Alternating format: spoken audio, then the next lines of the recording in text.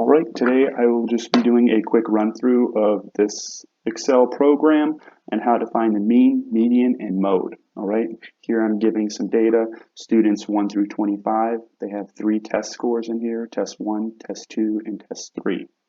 All right, so first I want to find the mean of test 1. I'm going to click enter. I'm going to type in average. Excel uses the average to calculate the mean. You just double click that. You highlight the data you're looking to use. So for test 1, I'm going to click all 1 through 25 of their scores.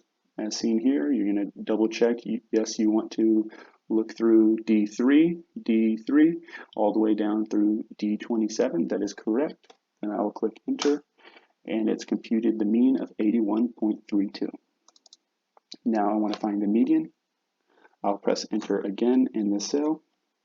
Type in median, pops up right here, double click it, and then I will highlight the data I want to find the median of, and then click enter. All right, so there's a median of 82. All right, now for the mode, same thing, press the enter key inside of the cell. I want to find the mode, so I'm going to type in mode. For this one, I'm just going to click single mode. That's usually what I go with. There's other variations, but this is just going to find the single mode if there's just one mode.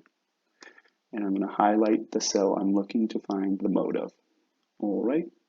Every time you do this, you just want to make sure that these cells are the ones that you want.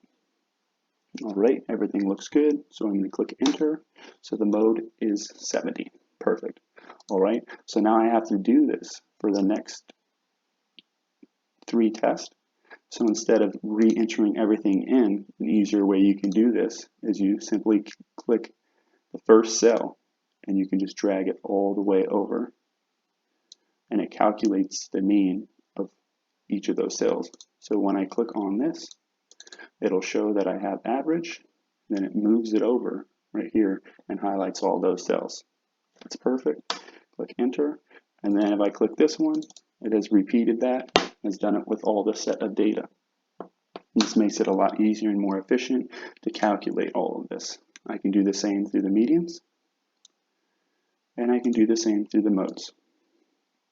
And here you have it. So this is how on Excel you go in and compute all this data. Well, in some situations, it's easier just to look at the data to find the mode because you only have a few numbers, but when you have a set of data like this, it becomes a little bit more difficult, and Excel is a lot more useful in that situation.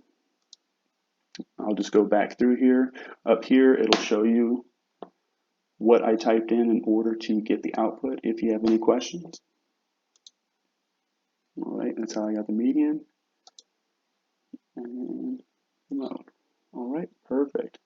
If you have any questions, feel free to comment down below. If you like this, feel free to leave a like. Thank you and have a great day.